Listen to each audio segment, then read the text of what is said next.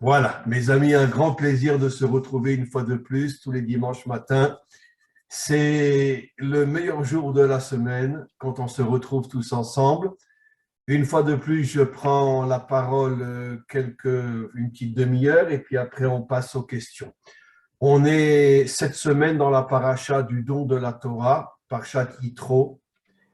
D'ailleurs, il y a une réflexion, une introduction, ce que je vais faire, parce que ce n'est pas vraiment encore ce que je vais dire, mais c'est absolument incroyable que la paracha du don de la Torah porte le nom de Yitro, qui au départ était le prêtre le plus idolâtre de la terre. C'est vrai, il a fait une grande teshuva, il est revenu, il a quitté l'idolâtrie, mais comment se fait-il malgré tout que on donne son nom à la paracha qui parle du don de la Torah? Il aurait été plus logique d'appeler cette paracha Moshe, Moïse, Moshe. Pourquoi Yitro?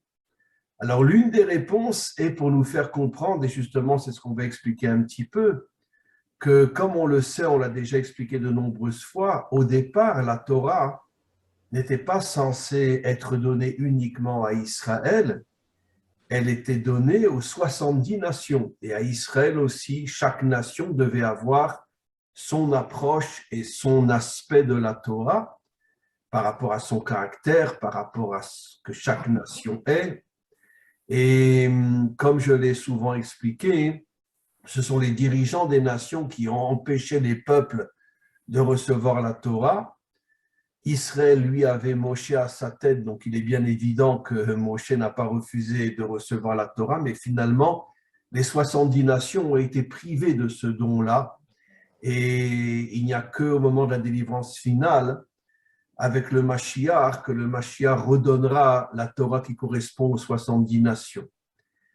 Et c'est la raison pour laquelle cette paracha porte le nom de Yitro, pour bien nous faire comprendre que dès le départ, la Torah n'était pas uniquement pour Israël, mais pour l'humanité tout entière. Et les 70 facettes qui correspondent aux 70 nations sont encore complètement cachées aujourd'hui. Et encore une fois, je me répète, il n'y a que le Mashiach qui le dévoilera. Maintenant, je voudrais commencer plus profondément sur le sujet du don de la Torah.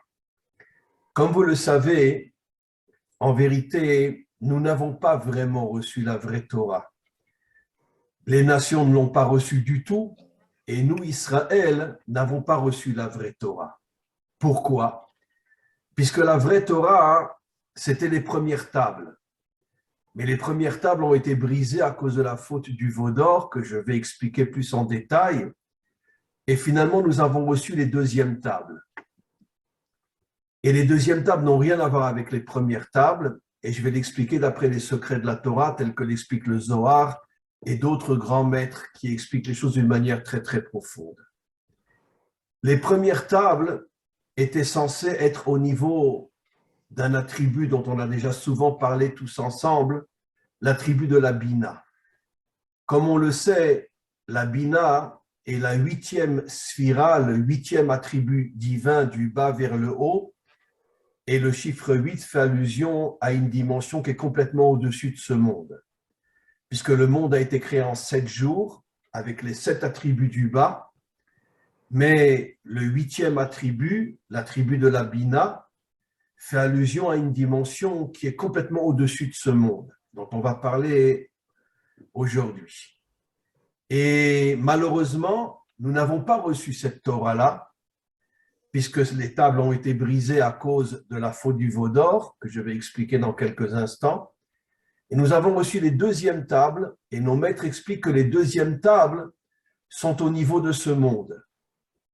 Et donc, d'une certaine manière, les deuxièmes tables, la Torah que nous avons depuis des millénaires, est une Torah qui ne permet non seulement ni à Israël et encore moins à l'humanité tout entière de s'élever au-dessus de toutes les limites de ce monde et d'avoir donc la force de pouvoir être un homme libre qui n'est pas limité à l'intérieur, encore une fois, de toutes les forces qui nous maintiennent prisonniers à l'intérieur de ce monde. Et quand je parle des forces qui nous maintiennent prisonniers à l'intérieur de ce monde, je ne fais pas uniquement allusion à la nature, qui est déjà en soi une très grande prison, mais je fais aussi allusion à on peut dire toute la direction de ce monde qui est entre les mains, comme on le sait, de gens pervers, de gens mauvais, qui veulent affaiblir les peuples et qui veulent les soumettre.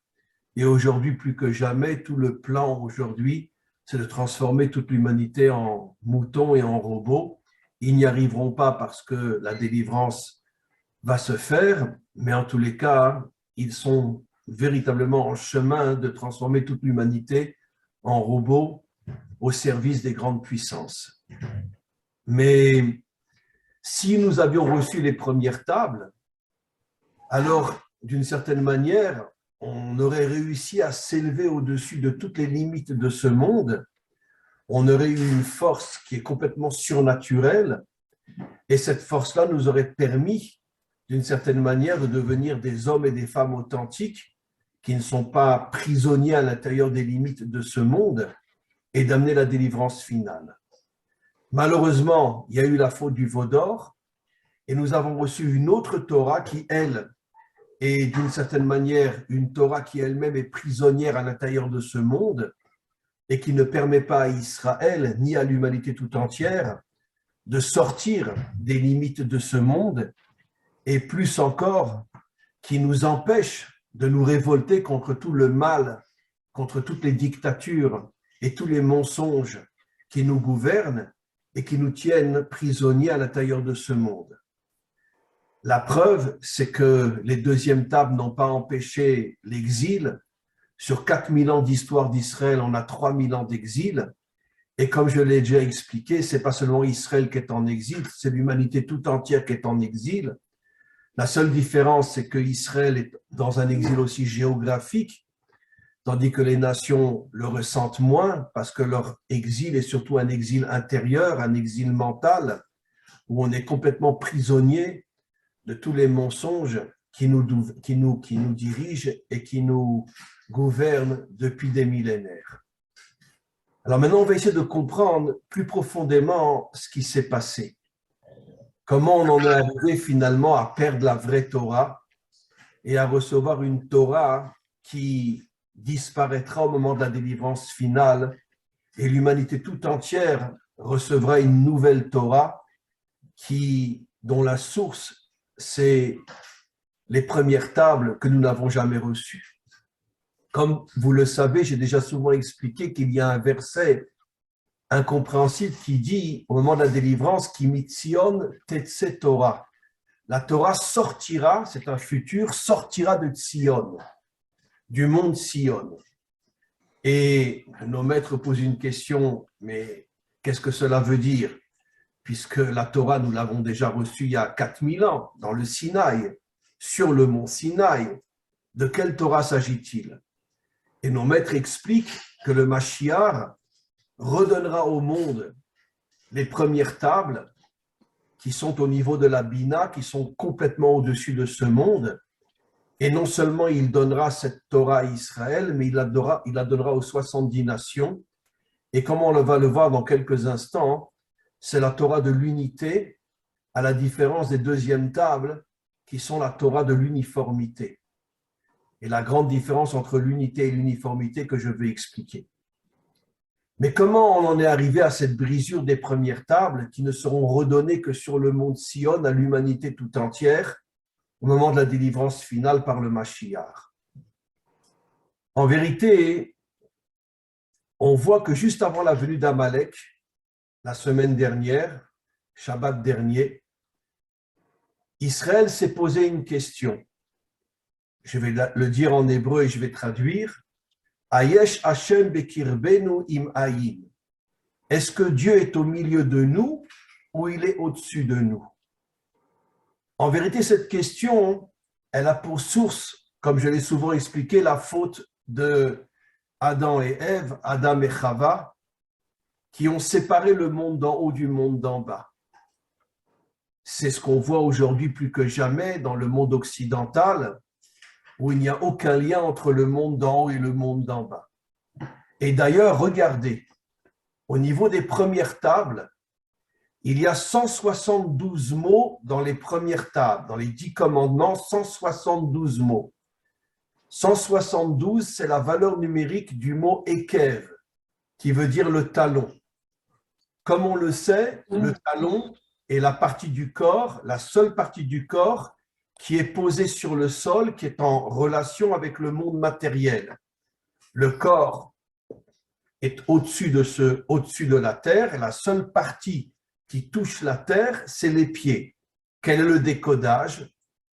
Comment se fait-il que les premières tables ont 172 mots qui font allusion au talon? C'est pour nous faire comprendre que si nous avions reçu les premières tables, le monde d'en haut, c'est-à-dire le monde de la Bina qui est complètement au-dessus de ce monde, se serait complètement connecté avec le monde d'en bas. Non seulement se serait connecté avec le monde d'en bas, mais serait même descendu dans le monde d'en bas. C'est-à-dire que toutes les forces qui sont au-dessus de ce monde se seraient dévoilées dans le monde d'en bas, dans le monde de la matière. Et ce qui aurait permis au monde, comme on va le voir dans quelques instants, d'atteindre l'unité qui est l'absolu contraire de l'uniformité, ce que tous nos dirigeants veulent faire aujourd'hui. Nous transformer finalement en une sorte d'uniformité où l'homme n'a plus d'indépendance, n'a plus de liberté et est complètement soumis au pouvoir qui le domine. Et donc, Israël s'est posé cette question, est-ce que Dieu est en nous, dans ce monde, ou au-dessus de nous? Cette question, ce n'est pas seulement la question d'Israël, c'est la question de l'humanité tout entière jusqu'à aujourd'hui, dans le monde moderne, plus que jamais. Puisque, comme on le sait, quelle est la source de la démocratie? La séparation entre l'Église et l'État, la séparation entre le monde de la croyance et le monde de la matière. Et donc, Israël s'est posé cette question, comme je ne cesse de l'expliquer, cette question est encore une fois la question de l'humanité tout entière, et tout de suite Amalek est arrivé, juste avant le don de la Torah. Comme je l'ai déjà expliqué, mais je vais rentrer un peu plus profondément dans les détails, comme vous le savez, Amalek est un double bâtard. Son père a été avec une femme mariée qui était une reine, la reine de Séhir, après donc un adultère. Après, ils ont eu une fille. Bien sûr, la reine a fait croire à son mari que cette fille était la fille de son mari. Et en vérité, elle était la fille du fils de Esav, Éliphaz. Après, ils ont eu une fille. Et ce cochon de Éliphaz, il n'y a pas d'autre mot pour le décrire, a après eu une relation avec sa fille, donc vraiment une ordure totale, et est né Amalek. Ce qui veut dire que Amalek est un double bâtard, bâtard par l'adultère et bâtard par l'inceste. Et pourquoi Amalek s'attaque non seulement à Israël, mais en vérité à travers Israël, son projet, c'est de s'attaquer à l'humanité tout entière. Mais il sait qu'il faut d'abord détruire Israël pour pouvoir après avoir la main mise sur l'humanité tout entière. Qu'est-ce qui se passe? Comme je l'ai souvent expliqué, et c'est une notion qui est vraiment très importante, Amalek n'a pas vécu au niveau d'un couple, au niveau de parents, puisqu'il est absolument évident que son père n'a pas vécu avec une femme mariée et il a encore moins vécu avec sa fille. Ça veut dire qu'il a eu une relation avec sa fille, mais une fois que Amalek est né, il s'est séparé de sa fille. Un père ne va pas vivre en couple avec sa fille. C'est que des actions de plaisir et un point c'est tout, mais ce n'est pas des couples. Ce qui veut dire que Amalek n'a pas connu ses parents, il ne sait pas qui sont ses parents, il n'a pas vécu dans le sens d'une véritable famille, il a grandi plus ou moins seul, et ce qui lui a manqué le plus, c'est la vision d'un couple authentique. Comme je l'ai souvent expliqué, qu'est-ce que c'est un couple authentique? Comment est appelée l'épouse de l'homme? Ezer kenegdo, une aide contre lui. Elle ne peut être son aide que si elle a la force justement d'être indépendante et de ne pas devenir la servante de son mari et avoir le courage de ne pas toujours être d'accord avec lui. Il y a des tensions dans le couple, mais ces tensions sont là justement pour permettre à chacun, et à l'homme et à la femme, de se compléter. Parce que qu'est-ce que c'est l'unité? Comme je ne cesse de l'expliquer, je donne toujours l'exemple d'un puzzle. Chaque morceau est différent, mais quand tous les morceaux sont réunis, apparaît la grande image. Exactement de la même manière, pourquoi Dieu a créé la femme authentique, je dis bien la femme authentique, comme étant quelqu'un qui est kenegdo, qui n'est pas toujours de l'avis de son mari, pour justement créer l'unité, de forcer l'homme et la femme d'annuler leur orgueil, d'annuler leur ego, ce que j'appelle moi le culte de l'ego, se prosterner devant son ego et accepter de vivre avec quelqu'un qui n'est pas toujours d'accord avec moi. Et ça, c'est le sens véritable de l'unité, de respecter celui qui n'est pas comme moi, de respecter celui qui ne pense pas comme moi. Je ne dis pas que je dois forcément accepter ses idées, mais je le respecte parce que finalement, je comprends que le monde doit aboutir à l'unité, c'est-à-dire l'union de toutes les différences qu'il y a dans ce monde, les différences entre les peuples, les différences entre les croyances, les différences même au niveau individuel. Chaque homme est différent d'un autre, à plus forte raison un homme d'une femme, et arriver à cette annulation de l'orgueil qui nous empêche d'accepter celui qui est différent de moi. Et ça, c'est l'unité. Maintenant, qu'est-ce qui s'est passé avec Amalek?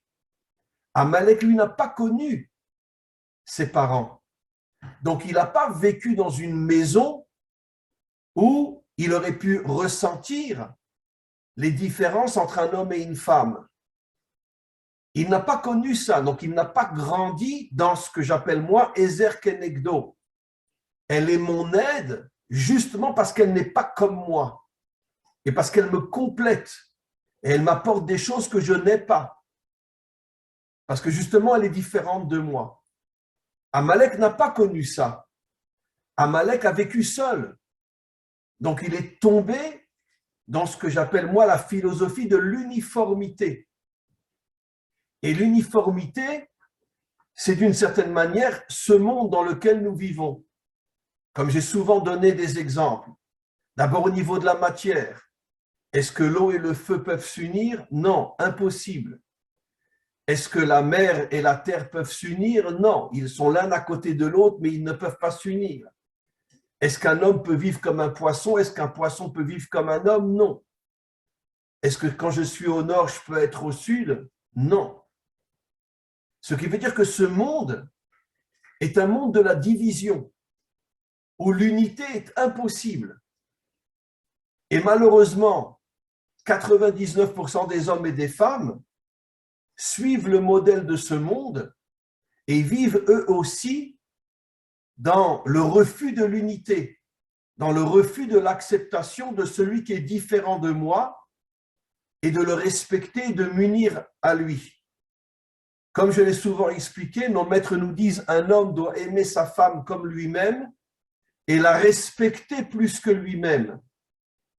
Quelle est la différence entre l'amour et le respect? Nos maîtres expliquent, le respect, c'est quand justement il y a un conflit dans le couple et que l'un et l'autre ne sont pas d'accord et que chacun a une vision différente des choses, l'homme a le devoir de respecter sa femme plus que lui-même. Ça veut dire que même si je ne suis pas d'accord avec toi, je te respecte plus que ce que je me respecte moi-même. Parce que je comprends que les différences entre nous sont là pour nous permettre, et à toi et à moi, de briser notre ego, de briser notre orgueil et de comprendre que finalement, l'unité est le but final de la création tout entière. Et même si nous ne sommes pas d'accord. Et donc, Amalek, lui, n'a pas connu ça. Amalek a vécu tout seul et Amalek s'est créé une idéologie qui est l'idéologie de l'uniformité. Ce qu'on retrouve dans toute l'histoire, dans les peuples et à plus forte raison dans les conflits entre les peuples. À chaque fois qu'il y a eu une grande puissance, une grande civilisation, elle a voulu transformer tous les autres comme elle. Les Grecs voulaient que tout le monde soit helléniste. Les Romains voulaient que tout le monde soit romain.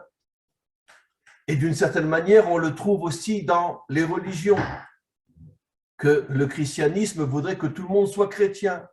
L'islam voudrait que tout le monde soit musulman, etc., etc. Et donc, qu'est-ce qu'on voit de là? Que le monde a complètement perdu la notion de l'unité. C'est-à-dire que tu n'es pas comme moi, mais on vit ensemble, on se respecte, et même si dans énormément de situations, nous ne pensons pas et nous ne vivons pas de la même manière, mais nous nous respectons. Ça, c'est la chose la plus difficile à atteindre. Maintenant, on comprend pourquoi Amalek s'est attaqué à Israël. Parce que Israël a justement, comme vous le savez tous et toutes, a pour source justement le couple, Abraham et Sarah, Yitzhak et Rivka, Yaakov, Rachel et Léa. Israël s'est construit sur la dimension couple. Est-ce que les femmes étaient toujours d'accord avec leur mari? Jamais de la vie. Sarah était une véritable guerrière. Elle n'était jamais d'accord avec Abraham. Au point qu'un jour, Hachem a dit à Abraham, écoute ta femme, arrête de t'écouter toi.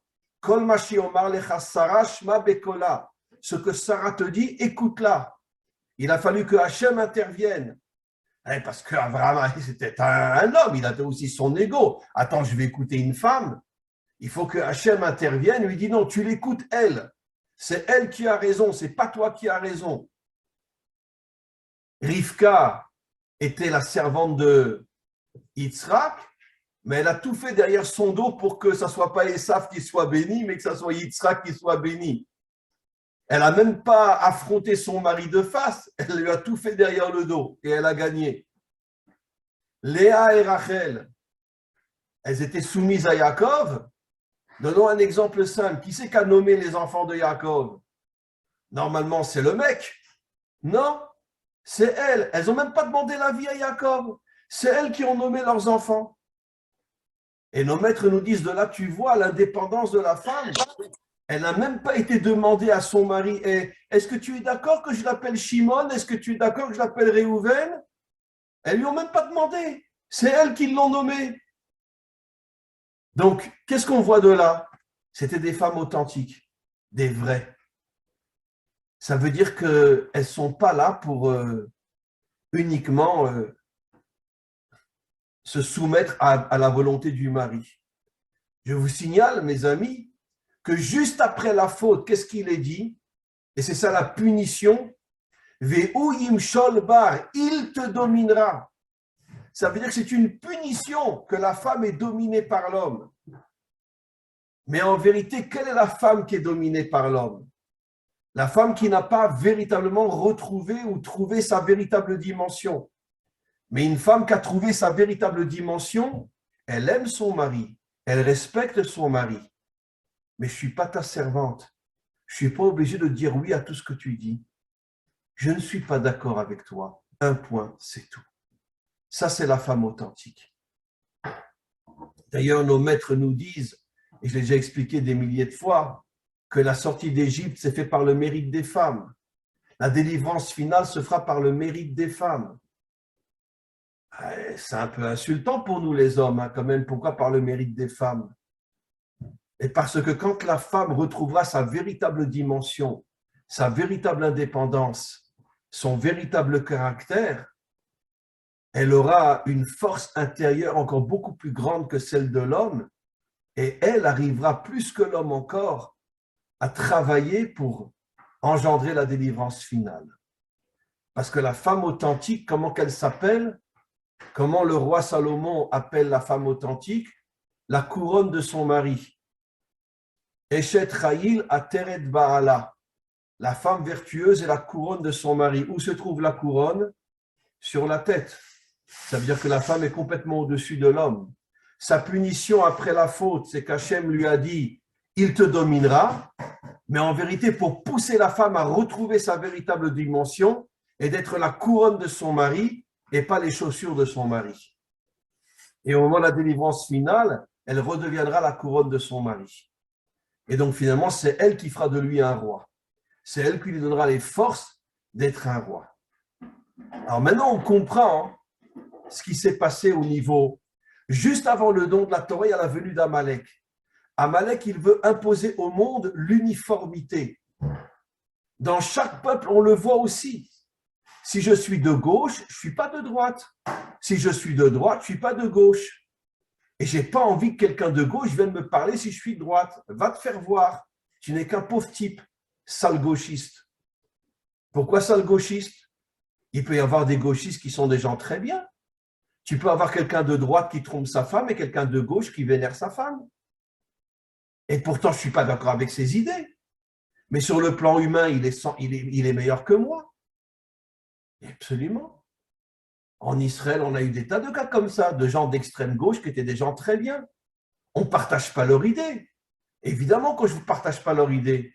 Mais sur le plan humain, ça peut être quelqu'un de très bien, même mieux que moi. Donc, regarde l'homme, regarde pas ses idées. Et tu te rendras compte que parfois, même quelqu'un qui est très différent de toi peut être un homme extraordinaire. Bien sûr. Je vous ai souvent, je m'excuse de le redire pour la 100 milliardième de fois, mais l'un des hommes les plus extraordinaires que j'ai rencontrés dans ma vie, c'était Don Alberto, le chef prieur de la basilique Saint-Pierre, au Vatican. Un homme exceptionnel, extraordinaire, et pourtant un super catholique. Mais un homme exceptionnel qui est venu me voir de nombreuses fois en Israël. On a passé des moments extraordinaires ensemble. Et pourtant, le chef prieur de la basilique Saint-Pierre. Mais comment c'est possible? Alors évidemment que je ne partage pas ses idées. Évidemment que je ne suis pas catho. Mais en tant qu'homme, un homme extraordinaire. Et moi, j'ai apprécié l'homme qu'il était. Peu importe si on n'est pas d'accord sur sa vision du monde ou sur sa manière de comprendre la religion. Mais quoi qu'il en soit, c'était un homme extraordinaire. Je suis arrivé à faire la différence entre l'idée et la personne et comprendre que la personne est plus importante que l'idée. Et il y a des gens extraordinaires partout, même si tu n'es pas d'accord avec leurs idées. Mais Amalek, lui, il veut détruire l'unité, l'acceptation de l'autre, même s'il est différent. Amalek, c'est tout ce qu'on voit au niveau de nos dirigeants jusqu'à aujourd'hui, transformer le monde en mouton, en robot, en esclave. On est tous dans le même système. Et c'est ce qui se passe partout, même chez nous. Même chez nous, où je suis de droite, où je suis de gauche, où je suis laïque, où je suis religieux. Et même dans le monde religieux, il y a énormément de courants religieux dans le monde juif et chacun est prisonnier à l'intérieur de son courant et ne veut pas en sortir. Ça, c'est le monde de l'uniformité. Je suis de l'eau, je ne suis pas du feu. Je suis du feu, je ne suis pas de l'eau. Je suis au nord, je ne suis pas au sud. Le sud ne m'intéresse pas. D'accord? D'ailleurs, vous connaissez tous la belle chanson « Les gens du nord ont dans leur cœur ». Et après, la bonté qu'ils n'ont pas dehors, je ne sais pas exactement moi. Je ne sais plus qui c'est qui chante cette chanson-là. Mais… Enrico Macias. Enrico Macias. Ah, c'est Enrico Macias qui chante cette chanson-là? Ah, c'est incroyable. Je ne savais pas. Enrico Macias. Les gens du Nord ont dans leur cœur, je ne sais plus quoi, la bonté, le soleil qu'ils n'ont pas dehors, quoi. Bon, bref. Mais si je suis dans le Nord, je ne suis pas dans le Sud. C'est-à-dire chacun est enfermé dans son système et voudrait que tout le monde soit comme lui. Et c'est pour ça que depuis des millénaires, il y a les guerres, il y a ci, il y a ça. Et qu'est-ce que c'était le nazisme? Vouloir imposer le Troisième Reich à l'humanité tout entière.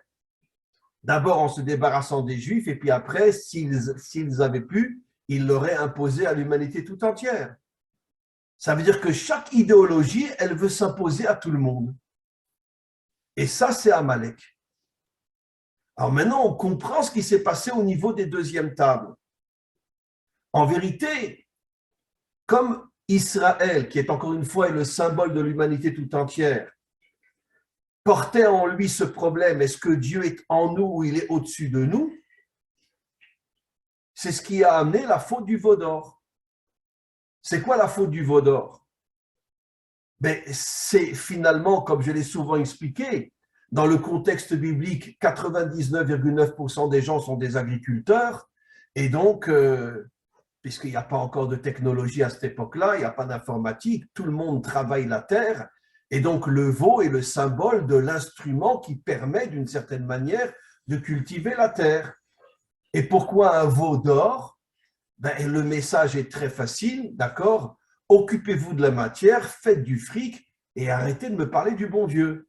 Vous voulez parler du bon Dieu? Allez à l'église, allez à la synagogue.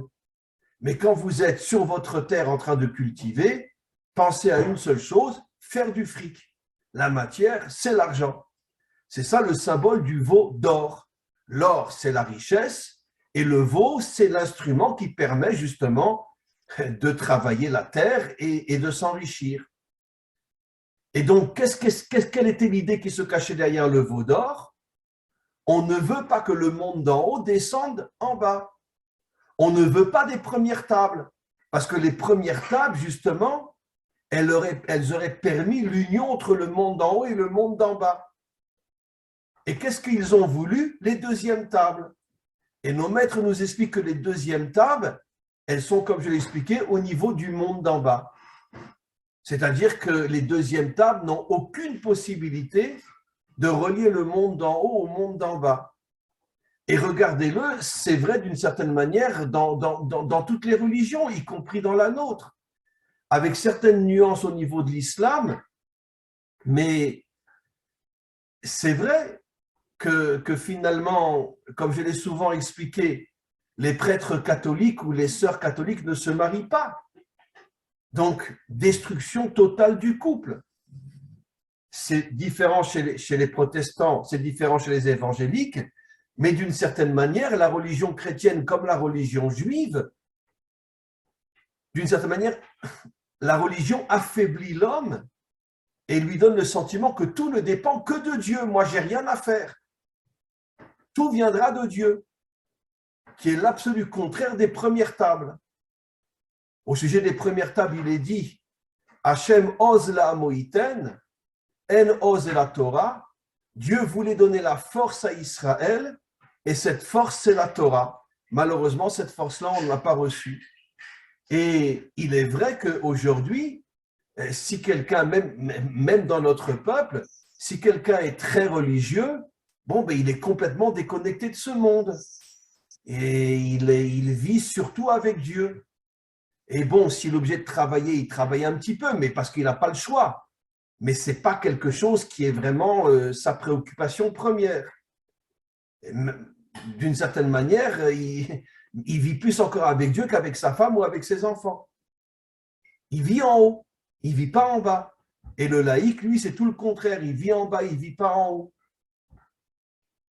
Ce qui veut dire qu'en vérité, mes amis, ça fait maintenant des millénaires, depuis la brisure des premières tables, que l'humanité tout entière est prisonnière du plus grand mensonge qui existe, soit la laïcité, soit la religion. La laïcité, je me prosterne devant mon ego. La religion, je me prosterne devant Dieu. Trouvez-moi un homme authentique qui est capable de comprendre que la vie véritable, c'est l'union entre le monde d'en haut et le monde d'en bas. Je suis à la fois connecté à Dieu, mais je suis un homme d'action dans ce monde et je me bats contre le mal, je me bats contre tous les tyrans de ce monde.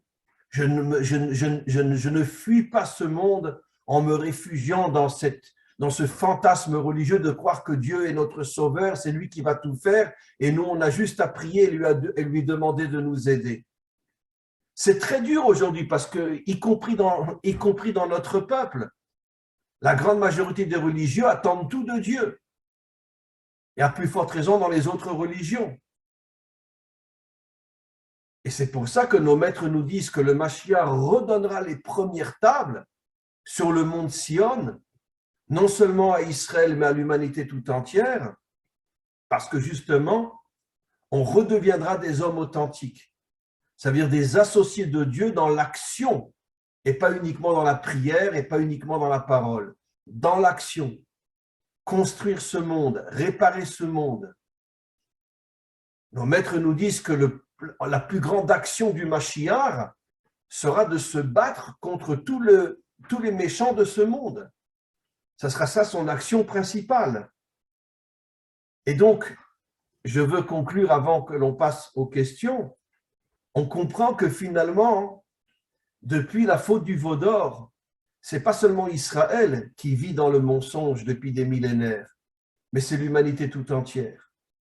Parce que l'humanité n'a pas du tout reçu la Torah, et après se sont infiltrées de nouvelles spiritualités qui affaiblissent les peuples et qui les empêchent d'agir, parce que la religion nous fait croire que tout ne dépend que de Dieu et que nous n'avons rien d'autre à faire que de prier et d'être son serviteur. Et dans la religion juive aussi, d'une certaine manière, l'établissement religieux a pris le dessus et nous enseigne des choses qui sont fausses, qui nous font croire que tout ne dépend que de Dieu et que le seul travail de l'homme, c'est uniquement étudier la Torah, prier et que tout s'arrangera. Et donc, on doit avoir ce réveil de prendre conscience que finalement, l'homme authentique a pratiquement complètement disparu de la planète depuis des millénaires.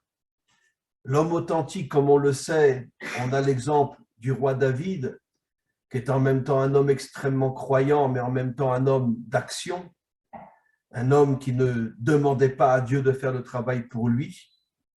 Et c'est ça le véritable travail que nous devons faire, d'arriver à comprendre que la vraie Torah, la vraie spiritualité, c'est celle qui nous pousse à agir dans ce monde, à être des hommes d'action et pas uniquement des hommes de prière et des hommes qui attendent que Dieu nous prenne en charge.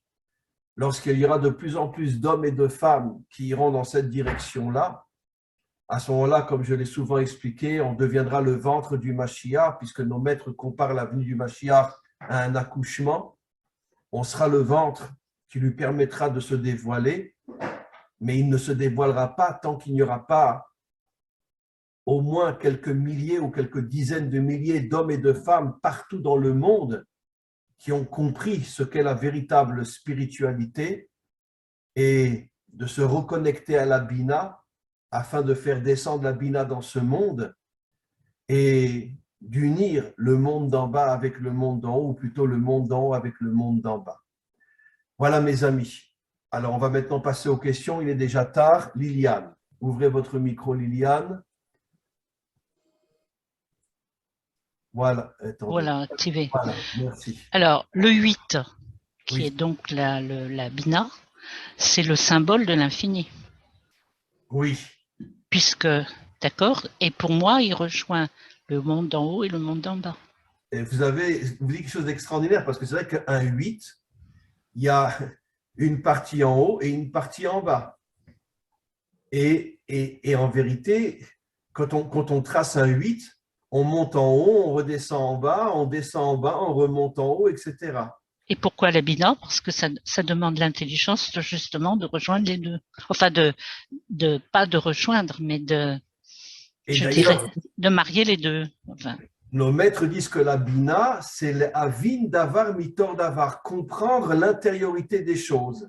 C'est ça. Ça veut dire que tu es dans le monde extérieur, mais tu rentres aussi dans le monde intérieur. C'est-à-dire que tu unis l'intérieur et l'extérieur. Mais vous savez que pour les... Pardon. Vous savez que pour les gens, vous êtes un peu zinzin hein, quand vous faites ça. Oui, mais je suis très, très fier d'être zinzin. La Bina, ce n'est pas les structures, ce n'est pas les limites, ce n'est pas la rigueur. Comment ça peut être l'infinito et en même temps les structures? Parce que la Bina, c'est l'intériorité du monde matériel et l'intériorité est infinie. L'intériorité est infinie parce que le monde extérieur est un monde limité. L'eau n'est pas du feu, le nord n'est pas le sud. Et l'intériorité est infinie. Ça veut dire que la Bina, pardon, c'est le monde subatomique. Non. Ça veut dire on peut dire ça aussi, puisque de toute façon, même dans la matière, il y a énormément de choses qui sont cachées, comme les atomes, les électrons, etc. Voilà. Et ça, c'est infini. Absolument, mais je parle d'une dimension encore beaucoup plus spirituelle. Ça veut dire que même derrière la partie cachée de la matière se cache, on pourrait dire, ce que nos maîtres appellent la lumière cachée, la lumière de Dieu qui est cachée dans ce monde matériel et qui, elle, est infinie. Et plus on pénètre la Bina, plus on reçoit des forces aussi qui sont complètement surnaturelles. Tout à fait d'accord. Et qui nous permettent justement de pouvoir traverser tous les obstacles de ce monde sans s'emprisonner dans ce monde. Au moment de la délivrance finale, il n'y aura plus de secte, il n'y aura plus de mouvement. Et toutes ces notions-là, la gauche, la droite, toutes ces notions-là vont disparaître, y compris dans le monde religieux. Ça veut dire que c'est-à-dire que toutes les parties du puzzle vont s'unir, va apparaître la grande image et chacun d'entre nous comprendra qu'en vérité, nous ne détenons qu'une minuscule et infime partie de la vérité et que nous avons besoin de nous unir à l'humanité tout entière pour que enfin le vrai Dieu puisse apparaître. Parce que personne n'a le vrai Dieu aujourd'hui. Rav, en términos pratiques, qu'est-ce que c'est l'Éden? Parce que je n'arrive pas à comprendre comment l'Éden, parce que moi j'ai entendu votre cours où vous disiez que la serpent c'est un grand tombeur et tout ça, mais je ne comprends pas c'est quoi en termes, en symbologie, l'Éden. Qu'est-ce que c'est vraiment? Éden. Le paradis. Éden fait allusion à la Bina. Non, c'est traduction française catastrophique, le paradis. C'est le dernier endroit où on a envie d'aller, on va s'embêter à mourir là-bas. Non, Éden fait allusion à la Bina. Le Gan fait allusion à la Malchut. Gan Éden, le Gan c'est la Malchut, d'après les décodages de nos maîtres, et Éden c'est la Bina, l'union entre le monde d'en bas, la Malchut, et le monde d'en haut, la Bina. C'est ça, tout le sens de la délivrance finale, c'est l'unité entre deux dimensions qui sont contraires et opposées, le monde d'en haut et le monde d'en bas. Encore une fois, le Éden fait allusion, d'après nos maîtres, à la Bina, et le Gan fait allusion à la Malchut, qui est le monde d'en bas. Voilà. Merci beaucoup, Maciel. Oui, Agnès. Bonjour, Rav. Bonjour tout le monde. J'avais deux questions, Rav. Par rapport à la Torah de Moshe Missinaï, est-ce que sa Torah va commencer par un Aleph au lieu de commencer par un Bet par rapport à notre Torah? Et deuxièmement… Elle commence par un Aleph. Elle commence par un Aleph. Le premier mot, c'est Anochi. Je suis Hachem, ton Dieu, qui commence par un Aleph. Oui, mais dans la vie de notre vie, c'est Bereshit au commencement. Oui. C'est-à-dire il y a la dualité de notre monde. Alors, je complète ce que vous dites. Le monde matériel commence par un bet, qui a pour valeur numérique 2, qui est le monde de la dualité, dans le sens aussi de le monde de la division. Encore une fois, si je suis de l'eau, je ne peux pas être du feu. Si je suis un poisson, je vis dans l'eau, je ne peux pas vivre en dehors de l'eau. Si je suis un homme, je vis sur la terre, je ne peux pas vivre dans l'eau.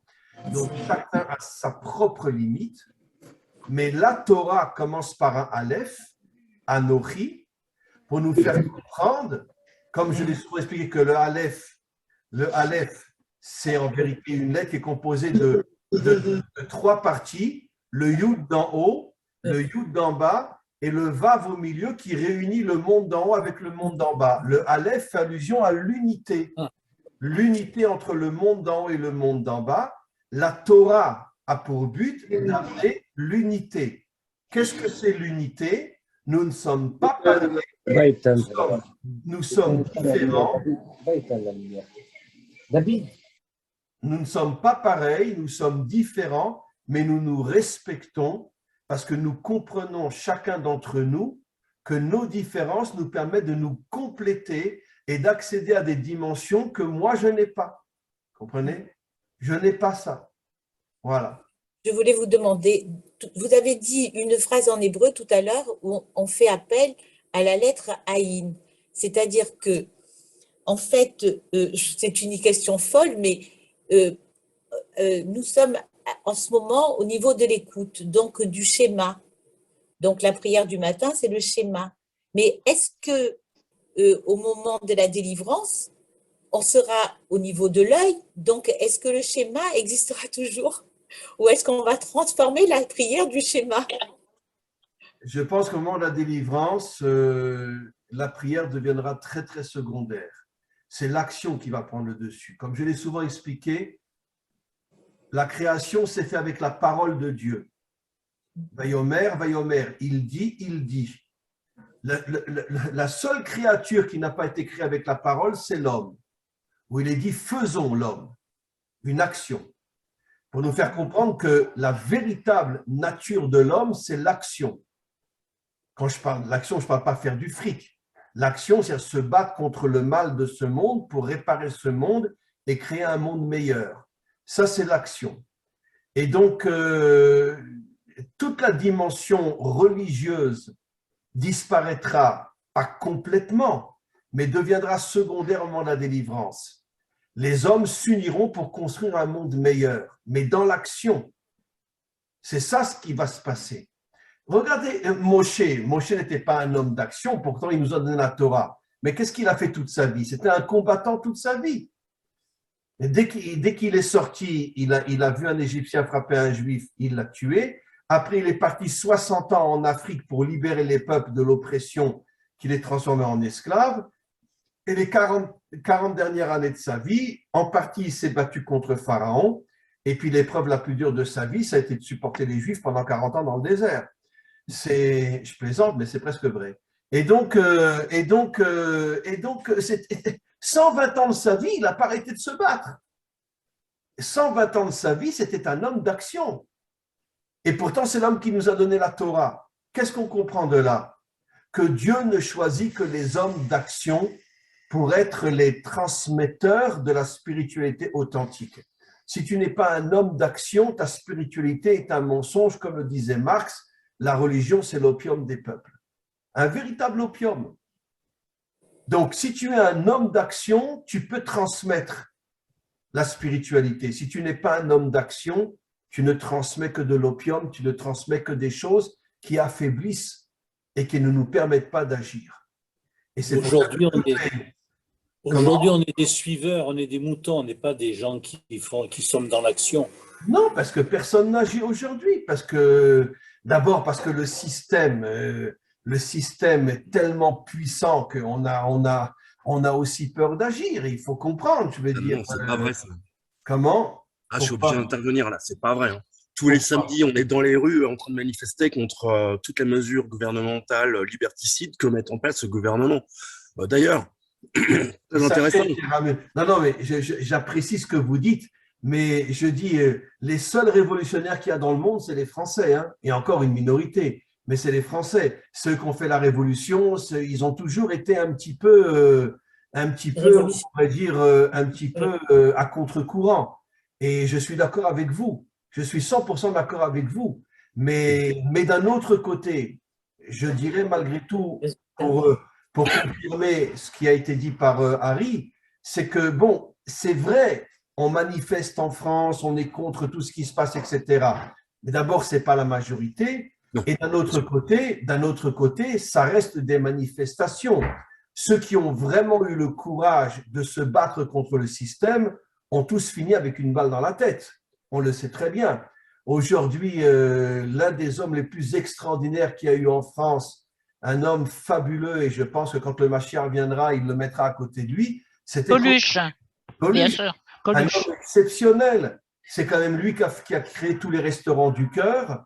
C'est quand même lui qui a compris qu'il fallait aider dans l'action ceux qui n'avaient pas de quoi manger. Et quand il est rentré en politique, il a pris un camion dans la figure.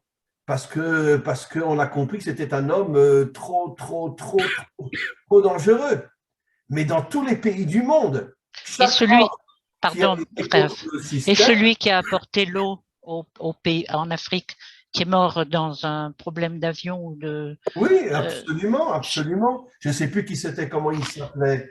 un chanteur. Un chanteur très connu. Oui, il chantait l'Aziza. Balavoine. Voilà, Balavoine. Balavoine. Ouais. Lui aussi, il a été exécuté. Il a été exécuté, c'est sûr. Vraiment. Ça veut dire que, vous comprenez, Libye, il y a un problème ici que je suis d'accord avec vous pour les manifestations et tout, et malheureusement, la France est l'un des rares pays où les gens ont le courage de sortir dans les rues. Mais d'un autre côté, il faut aller plus loin. Et dès qu'on va plus loin, on est en danger. On est en danger. Attendez, là, je ne vois pas ce que Florent Philippot, qui est à l'origine de toutes ces manifestations tous les samedis, pourrait faire de plus. Dès qu'il peut parler sur un plateau de télévision, il le fait. Il a appelé, et justement, c'est pile poil dans votre cours, le 8 janvier, il a organisé l'Union sacrée, c'est-à-dire que tous ceux qui étaient d'accord pour venir et se joindre à lui avaient le micro pour pouvoir dire ce qu'ils... Et ça a apporté quoi concrètement? Mais attendez, c'est un combat qui continue, qui continuera. On ne lâchera rien. Qui vous parlez? De qui vous et parlez? c'est une pression qui se fait sur le gouvernement. De Philippot, il parle de Philippot. Ah, Philippot, oui, il paraît que c'est quelqu'un de très très bien, Philippot. Ah bah je suis bien d'accord avec vous, Rav. C'est quelqu'un de très très bien, mais ce qu'il faut faire, c'est qu'il faut le protéger pour pas qu'il prenne une balle dans la tête. Ah bah c'est ça. Mais voilà, vous voyez qu'il y a encore des hommes comme ça qui se battent et lui, il ira jusqu'au bout. Et on sera derrière lui jusqu'au bout. Je suis d'accord, je suis 100% d'accord avec vous, mais le grand problème, c'est qu'encore une fois,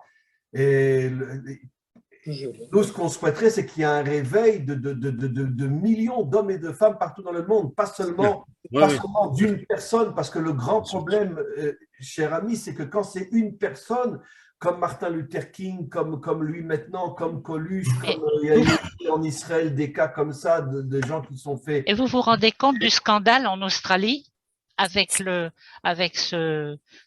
tennisman qui risque d'être le premier tennisman du monde? Ils lui ont refusé l'accès parce qu'il n'est pas vacciné. Oui, je sais. Oui, il a menti, il a raconté des histoires. Je sais. Écoutez, pour conclure ce que M. Libye a dit et ce que vous dites aussi, on ne trouvera véritablement pas seulement un homme, mais des centaines de milliers d'hommes et de femmes qui véritablement seront prêts à reprendre les choses en main, que le jour où on arrivera à nouveau se connecter à la Bina. Et la Bina, c'est encore une fois une force surnaturelle qui nous donne des forces qui font qu'on n'a plus peur de rien. Mais ce que j'explique, c'est que ça ne suffit pas un homme. Il en faut des centaines de milliers parce que tant que c'est un homme, c'est facile de le liquider. Mais quand ça sera des hommes et des femmes dans le monde entier qui s'uniront pour partir en guerre contre toute l'imposture qui nous gouverne aujourd'hui, à ce moment-là, les gouvernements seront dans une situation beaucoup, beaucoup plus compliquée et je pense qu'on gagnera. Et Rav, vous oubliez les milliers de personnes qui ont été tuées en Russie lorsqu'ils se sont révoltés. Ils ont tous été passés par les armes. Oui, donc, même si on est des milliers, ça ne les empêchera pas de tirer. Hein. Alors, c'est pour ça que j'étais en train de dire, au moment où vous m'avez interrompu, qu'il faudra qu'on ait le Mashiach avec nous aussi. Ah ben ça, d'accord. Il faudra qu'en vérité, la grande révolution qui se fera et qui gagnera sera au moment de la délivrance où ne croyez surtout pas que le Mashiach va agir tout seul. Il aura des millions d'hommes et de femmes à ses côtés et tous ensemble, nous arriverons, parce que nous aurons aussi le Mashiach avec nous, nous arriverons à pouvoir mettre fin à tout le mal qu'il y a dans ce monde et pouvoir construire un monde meilleur. Et moi, j'ai une question par rapport à le cours, Rav. J'ai entendu déjà des opinions des gens qui apprennent la Kabbale, qu'il dit que la Shoah, c'était une conséquence de le vaudeur. Qu'est-ce que vous pensez de ça? Ça veut dire, comme les Hébreux, à l'époque, ils ont permis le vaudeur, ils ont été punis c'était la conséquence, pas une punition, c'est la conséquence de le vaudeur qui nous a levé la vraie Torah du monde. Qu'est-ce que vous pensez de ça? Non, des explorateurs.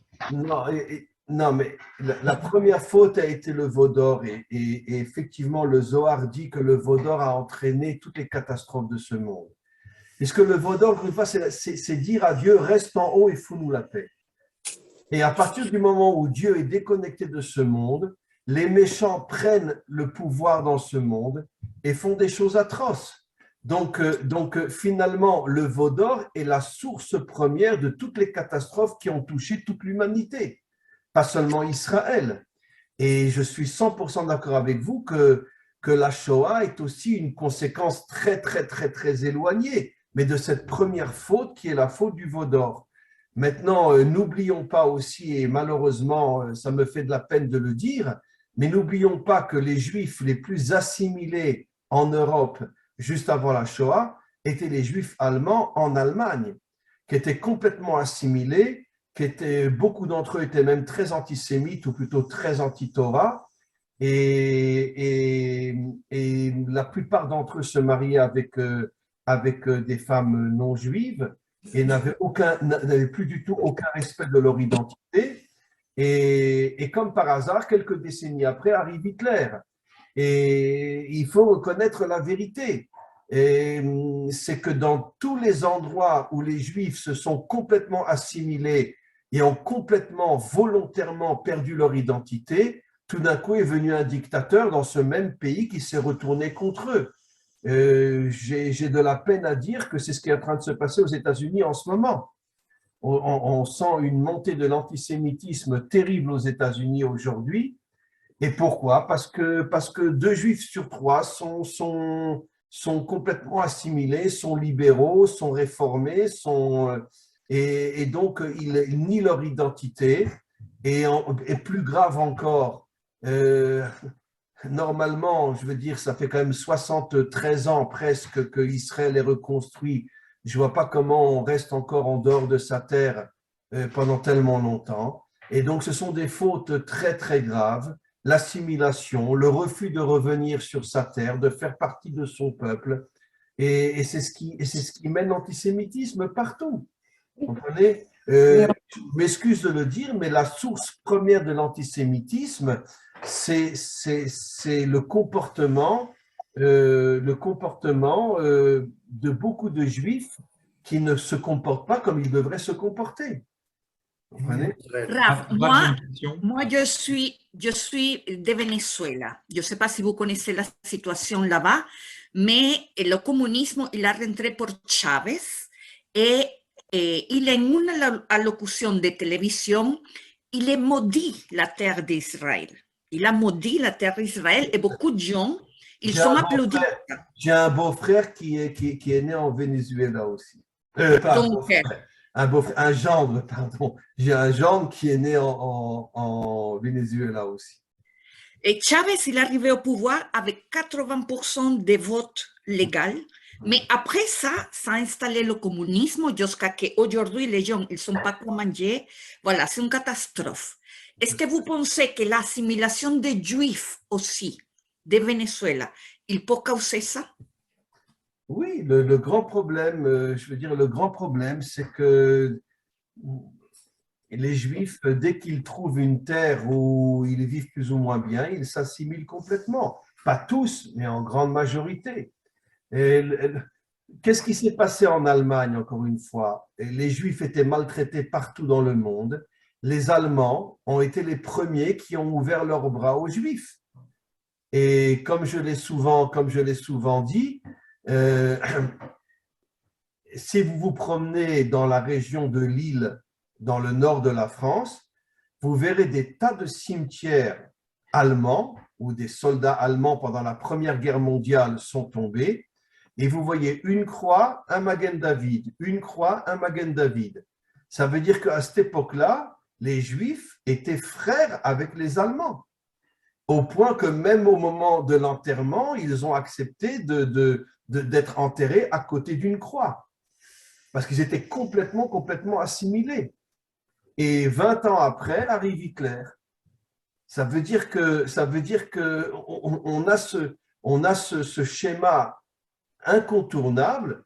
Partout où les Juifs volontairement perdent leur identité et veulent devenir comme tout le monde, quelques décennies après ou quelques années après, il y a un sursaut d'antisémitisme inimaginable dans ce même pays et qui non seulement se retourne contre eux, mais se retourne après contre l'humanité, enfin contre les Juifs partout dans le monde. Vous comprenez? J'ai une question, si vous me le permettez. Oui. Oui, c'est Nicolas, bonjour à tous. Oui, Nicolas. Alors, j'ai bien compris votre cours. Moi, j'ai une question. Je sais que la Kabbalah mahassite, les kabbalistes ne peuvent pas l'utiliser. Est-ce qu'aujourd'hui, il existe au sein des sages d'Israël des prières, des actions métaphysiques ou sur un plan spirituel pour essayer justement de contrer la matérialité, les actions matérielles qui sont en train d'être mises en place par le mal? Parce que honnêtement, même quand on essaye d'aborder ou de comprendre la Bina ou quand on essaye de comprendre la faute du veau d'or, si on reste sur une vision culturelle ou académique, c'est-à-dire de connaissance de la situation et on ne change pas notre quotidien. Si on intègre la faute du veau d'or et qu'on essaie de l'appliquer dans notre vie, ça reste une application personnelle et c'est du minimalisme. Et vous voyez, un groupe comme le nôtre, c'est difficile d'harmoniser parfois les comportements sociaux ou individuels. C'est foutu. Donc, si jamais il n'y a pas une action de la part des sages d'Israël, franchement, Rav, autant qu'on fasse un travail sur nous-mêmes parce qu'on va en crever et ce ne sera pas notre génération qui va avoir l'avènement du Mashiach et c'est fini pour nous. Écoutez, Nicolas, je suis un petit peu embêté et désolé de vous répondre que, bon, si vous voulez, même si j'enseigne la Torah et même si j'ai une barbe et une kippa sur la tête, je suis fondamentalement opposé à ce que moi j'appelle l'établissement religieux, y compris l'établissement religieux juif. Je ne crois pas que la prière nous sauvera. Attention, je prie 3 fois par jour. Je prie, évidemment je prie. J'étudie la Torah tous les jours. Mais ce que moi je vois dans la prière et dans l'étude, c'est une source de force pour nous permettre d'agir. La prière et l'étude, chez la majorité des religieux, y compris chez nous, c'est un but en soi. Prie et Dieu te sauvera. Moi, je dis tout le contraire. Prie pour te connecter au Maître du monde et recevoir des forces de lui qui te permettront d'être un homme d'action. Malheureusement, dans toutes les religions, y compris dans la nôtre, je parle de religion parce que la vraie Torah, malheureusement, a pratiquement complètement disparu. Même dans notre peuple, la Torah a été remplacée par la religion. Et on n'arrête pas de nous enseigner qu'il faut servir Dieu, il faut ci, il faut ça, etc. Et si on le sert bien, Dieu nous sauvera. C'est pour moi l'un des mensonges les plus terribles jamais émis par les soi-disant représentants de Dieu qui nous mentent et qui nous empêchent d'être des hommes d'action comme l'était le roi David, comme l'était Moshe, comme l'était quantité d'autres, pas seulement chez les Juifs, mais dans le monde entier, il y a eu des hommes d'action qui ont risqué leur vie et malheureusement très souvent ont été exécutés. Comme ce Russe qui s'est opposé à Poutine et qui a été empoisonné. Il est parti se faire soigner en Allemagne et puis maintenant il est en prison en Russie et va savoir si on n'est pas en train de l'éliminer avec tout ce qu'on doit mettre dans sa nourriture dans la prison pour l'éliminer avec un cancer ou je ne sais quoi. Et donc, je suis pratiquement sûr qu'il ne s'en sortira pas le pauvre. Mais quoi qu'il en soit, pour répondre à votre question, Nicolas, je peux accepter qu'on ne soit pas de mon avis, mais je ne crois pas que la prière comme but va sauver le monde. La prière comme moyen, mais uniquement, comme je dis souvent, je n'arrête pas de donner cet exemple-là, quand vous faites venir quelqu'un chez vous pour faire des réparations, il vient avec des outils. Mais à la fin de la journée, vous n'allez pas remercier les outils, vous remerciez la personne qui a utilisé les outils, c'est-à-dire celui qui a agi avec les outils. La prière, l'étude de la Torah, l'accomplissement des commandements divins sont des outils qui doivent nous pousser à une action. Et cette action, malheureusement, aujourd'hui, pratiquement personne ne l'a parce que ça fait des siècles et des millénaires qu'on nous fait croire que si tu manges kasher, que si tu fais Shabbat, que si tu pries, que si tu étudies la Torah, et si tu es un bon juif, ou dans les autres religions, un bon chrétien ou un bon musulman, etc., Dieu sera ton sauveur, il fera tout le travail pour toi. C'est le plus grand mensonge jamais émis sur terre. Et comme je dis toujours, pour moi, c'est le venin du serpent. C'est faux, c'est faux, c'est faux. Dieu veut de nous être des hommes d'action. Et il nous a donné la Torah pour nous donner les forces de nous réaliser en tant qu'hommes d'action. Malheureusement, cette dimension, Nicolas, a complètement disparu. Elle existe de temps à autre, comme l'a dit Libye, etc. De temps à autre, il y a un homme qui se lève et qui prend de grands risques, mais c'est toujours quelqu'un de très, très seul, même s'il est suivi, mais c'est quand même lui qui se met en avant et malheureusement, lui qui risque de prendre une balle dans la tête. C'est pour ça que le réveil que fera le Mashiach, c'est un réveil au niveau de l'humanité tout entière. Il arrivera à réveiller des millions d'hommes et de femmes dans le monde. Et à ce moment-là, ça va former une armée qui, grâce à lui, parce que lui sera connecté à la Bina et recevra des forces surnaturelles qu'il transmettra à tous ceux qui seront avec lui. Et donc, à ce moment-là, cette armée rentrera dans l'action. Bien sûr que ce sera des gens de prière, etc. Mais encore une fois, comme un marteau dans les mains de l'artisan, c'est sûr que sans le marteau, l'artisan ne peut pas réparer une maison. Mais quoi qu'il en soit, c'est l'artisan l'essentiel, ce n'est pas le marteau. De la même manière, on peut dire toutes les dimensions religieuses sont des outils, mais ne sont pas un but, sont uniquement des moyens.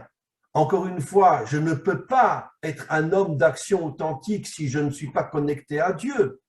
Mais je dois toujours savoir que ma connexion me donne des outils, non le but. Le but, c'est moi. C'est moi qui dois agir grâce avec ces outils-là.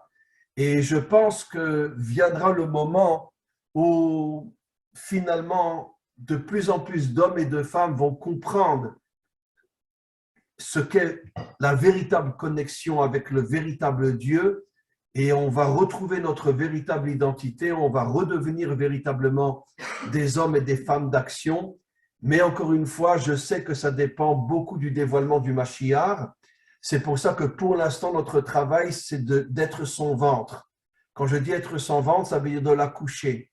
Ça veut dire à notre niveau, même si c'est encore loin d'être ce qui se passera à l'époque du Mashiach, mais à notre niveau de comprendre que nous ne pouvons pas être des hommes et des femmes authentiques sans une connexion totale avec le vrai Dieu, mais en même temps comprendre que ce que le vrai Dieu attend de nous, c'est de descendre dans la rue et d'agir plus que de prier ou plus que d'étudier. On doit prier, on doit étudier, mais le but final de l'homme, c'est l'action qui dépasse toutes les autres dimensions dont nous avons aussi besoin, mais qui ne sont qu'un moyen et pas un but. Voilà, Nicolas. Merci, Rav. Voilà. Alors, y a-t-il une dernière question, mes amis? Il est un petit peu tard. C'est pas vraiment une question, mais c'est un complément de tout ce que venait de dire à Nicolas. C'est que je ne sais pas s'il s'intéresse vraiment à ce qui est en train de se passer en ce moment, mais s'il le fait, mais qui s'intéresse à la personne du maître Divisio. Alors, pourquoi je parle de lui? Je suis très au fait de tout ça, cher ami. Non, t'en fais pas. Je vais même. Mais pourquoi je dis ça? Mais pourquoi je dis ça? Parce qu'en fait, il vient de faire une interview avec Assolino où il dit clairement qu'il a une foi catholique qui lui sert justement d'outil pour mener les actions qu'il est en train de mener. Et ce qu'il fait, c'est vraiment extraordinaire. Alors, pour compléter, Florian Philippot n'est pas seul.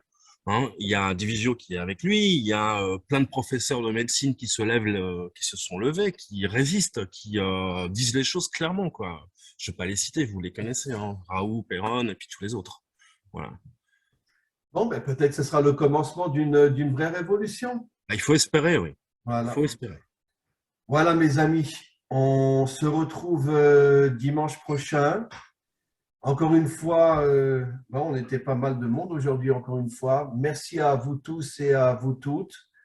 Et vraiment, c'est toujours, je sais que je me répète, c'est toujours un moment extraordinaire qu'on passe ensemble dimanche matin. Ça me donne des forces pour toute la semaine après. Vraiment, ce rendez-vous me donne des forces pour toute la semaine.